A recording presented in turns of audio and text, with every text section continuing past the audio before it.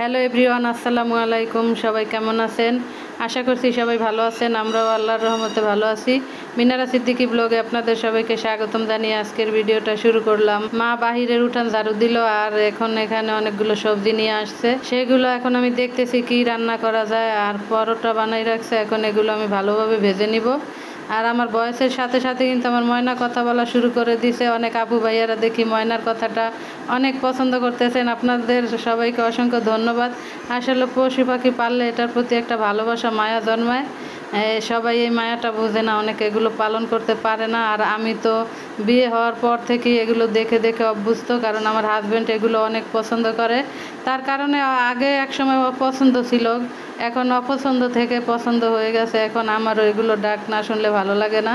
আর আমাদের ঘরের সবাইকেই তো ডাকাডাকি করে আরও বেশি ভালো লাগে। যখন একটা পাখি নিজের নাম ধরে ডাকে তখন কত সুন্দর লাগে শুনতে। আর আমার ময়নাটা তো ছোটোবেলা থেকে পালি, আমাদের ঘরের সবার নাম নিয়ে ডাকতে পারে। আর আমি কথা বলতে বলতে নাস্তা খেয়ে নিয়েছি। আমার মহারানী এদিকে বিছানা গুছিয়ে নিতেছে। লাউয়ের খোসা সিদ্ধ বসাইছি, ভাত বসাইছি, পেঁয়াজ চিংড়ি মাছ কেটে নিছি, লাউ কেটে নিছি, বরবটি আলু কেটে নিছি, আর মাছের আঁশ ফালাইছি। এখন মাছটা কেটে নিব। এখানে রান্না বসাই দিছি, চুলায় কড়াইয়ে তেল দিয়ে পেঁয়াজ দিয়ে দিছি। এখানে আমি লাউ দিয়ে চিংড়ি মাছ রান্না করব। পেঁয়াজ ভাজা হয়েছে, এখন চিংড়ি মাছগুলো দিয়ে দিব। আর চিংড়ি মাছের মাথাটা আমি ব্লেন্ড করে নিছি। লাউ রান্না করলে আমি সবসময় ব্লেন্ড করে তারপরে রান্না করি, মানে চিংড়ি মাছের মাথাটা আর ফালাই না। এই তো এখন দিয়ে দিলাম। এখানে এখন একে একে সব রকমের হলুদ মরিচ লবণ যা যা লাগে দিয়ে দেবো। আমি লাউয়ের ভিতরে সবসময় কম মশলা দিই, মানে হালকা মশলা ব্যবহার করি লাউয়ের ভিতরে, খেতে অনেক ভালো হয়। ভিডিওটা দেখতে দেখতে এই পর্যন্ত যে বাজারে আসছেন, প্লিজ একটি লাইক দিয়ে দেখেন। একটি লাইক দিয়ে দেখার অনুরোধ রইল। আপনাদের একটি লাইকই পারে আমার ভিডিওটা সবার মাঝে পৌঁছাতে। প্রতিদিনের মতো লাইক চেয়ে নেই আপনাদের কাছে, জানি প্রতিদিন এক ঘ্যান ঘ্যান করলে আপনাদের ভালো লাগবে না। তারপরও কি আর করার, প্রতিদিনই তো নতুন নতুন আপু ভাইয়ারা অ্যাড হয়, তাই তাদের উদ্দেশ্যে বলে নেই। আর যেই আপুরা শুরুতে লাইক দিয়ে দেখেন, যেই ভাইয়ারা লাইক দিয়ে দেখেন, তাদের কথা আর না বললেই নেই। তাদেরকে মন থেকে অনেক অনেক ভালোবাসা। আর এই তো আমার লাউটা কিন্তু হয়ে গেছে। কথা বলতে বলতে দেখেন কত সুন্দর কালার আসছে। এখনই আমি আর পানি দিব না, এভাবেই লাউটা রান্না করব। আর এখানে লাউয়ের খোসাটা আমি ভেজে নিব।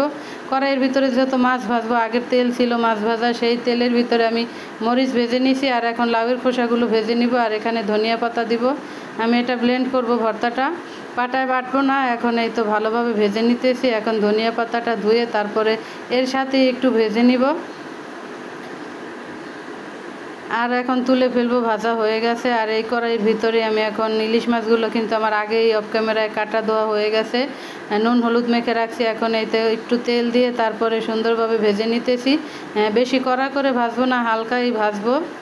এখানে বরবটি আলু দিয়ে রান্না করব, তো তাই হালকা একটু ভেজে নেই। অনেক সময় তো এমনিতেই কষিয়ে রান্না করে ফেলাই। আর মাছের ভিতরে কিন্তু ডিম হয়েছিল।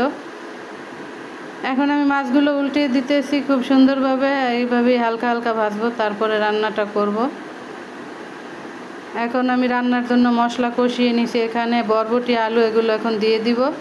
আর এটা দিয়ে আমি একটু লাড়াচাড়া দিব। এটা একটা বলক দেওয়া, আমি জানি না আমার সবজি রান্না করলে কেন জানি একটা বলক দিয়ে নেই, আমার কাছে ভালো লাগে, কালারটা খুব সুন্দর থাকে।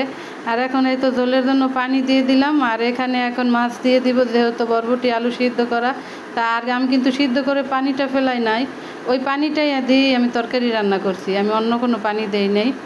আর এখন আমি রান্না করার পরে যত থাল প্লেট ছিল সবগুলো এখন একে একে ধুয়ে নিব। আর রান্না করলে অনেক নোংরা হয়, এগুলো তো সব সময় মাই বেশিরভাগ ধোয়, আবার মহারানী ধোয়। আজকে ভাবলাম আমি ধুয়ে নিই, এমনিতেই হাতে ব্যথা ছিল তখন। আর আমার হাতের ভিতরে কী লাগাইছি দেখেন, এটা দেওয়ার পরও কিন্তু আমার হাতের ব্যথা কমতেছিল না, অনেক ভুগছি আমি হাতের ব্যথা নিয়ে। আলহামদুলিল্লাহ এখন অনেকটাই সুস্থ হয়েছি, এখন এত হাতে ব্যথা করে না। ভিডিওটা ভালো লাগলে লাইক কমেন্ট শেয়ার করে আমার চ্যানেলটাকে সাবস্ক্রাইব করে আমার পাশে থাকবেন। যারা যারা করছেন সবাইকে অসংখ্য ধন্যবাদ। যারা আজকে নতুন ভিজিট করছেন, এখনও সাবস্ক্রাইব করেন নাই, ভিডিওর কোনো অংশ যদি ভালো লেগে থাকে তাহলে সাবস্ক্রাইব করে পাশে থাকা বেল আইকনটা ক্লিক করে দিবেন, তাহলে ভিডিও ছাড়ার সাথে সাথে নোটিফিকেশন পৌঁছে যাবে। আপনার সময় সুযোগ বুঝে আমার ভিডিওটা দেখবেন। আর শুরু থেকে এই পর্যন্ত যে আপু ভাইয়ারা আমার সাথে ছিলেন, এখনও আছেন, আপনাদেরকে অনেক অনেক ভালোবাসা। আমি কিন্তু সব সময় আপনাদের ভিডিও দেখি, বেশি মোবাইল দিয়ে দেখি, তো তাই একদম চেয়ে থেকে প্রপার খুব সুন্দরভাবে দেখতে পারি না। আমি অন করে ছোট্ট একটা কমেন্ট করে রেখে দিই, ভিডিও শেষ হয় তারপরে আরেকটা ভিডিও চালু করি। এইভাবে কিন্তু আমি অনেকক্ষণ সময় নিয়ে আপনাদের ভিডিও দেখি। দেখা যায় সন্ধ্যা থেকে 9টা 10টা 11টাও বেজে যায় আপনাদের ভিডিও দেখতে দেখতে। 3টা মোবাইল দিয়ে দেখি, দেখা হইলে তারপরে আমি ফেসবুক বা যেখানেই যাই, কিন্তু এর আগে আমি ইউটিউবে অনেক সময় দিই। জানি আমার আপুরাও দেন। আর এই তো এখন আমার ভর্তাটা বানানো হয়ে গেছে, ব্লেন্ডারে ব্লেন্ড করে নিছি। আর আমার মাছ রান্নাটা কত সুন্দর হয়েছে দেখেন। লাউ রান্নাটা হয়ে গেছে, কম মশলা দিয়ে রান্না করছি। আর এখন হাতে ব্যথা, যেহেতু কাজ করছি ভালো লাগতেছিল না, বসেছিলাম। মা এখানে ভাত এনে দিছে আর আবু সাইদ হাত ধোয়ার জন্য পানি নিয়ে আসলো। খুবই ভালো লাগলো, বসে বসে খাইতেছি। আর এখন প্রতিটা রান্না তো এমনিতে অনেক মজা হয়েছে, ভর্তাটা অনেক মজা হয়েছিল আলহামদুলিল্লাহ। খুব সুন্দর করে তৃপ্তি সহকারে ভাত খেলাম। আর এখানে বিকেলবেলা রাশেদ ভাই আসছিল, রাশেদ ভাইকে দিয়ে মুড়ি মাখাইতেছি। বললাম রমজান মাসে তো মুড়ি মাখাইছিলেন, এখন আবার মাখান। সে হাসাহাসি করতেছে অনেক। আর একটু মাংসের তরকারি ঝোল ছিল, সেটা দিয়ে আজকে মুড়িটা মাখানো হবে। এখানে আলুর সব, বেগুনি, পেঁয়াজি, তারপরে পেঁয়াজ, শসা, কাঁচামরিচ এগুলো দিয়ে দিছি। এখন সে সুন্দরভাবে মুড়ি মাখাবে। আর মুড়ি মাখাটা আমার ঘরের সবাই পছন্দ করে, বিশেষ করে আমার মহারানী, আমার ছেলে। মা বেশি একটা খায় না, কিন্তু আমাদের তো অনেক পছন্দ।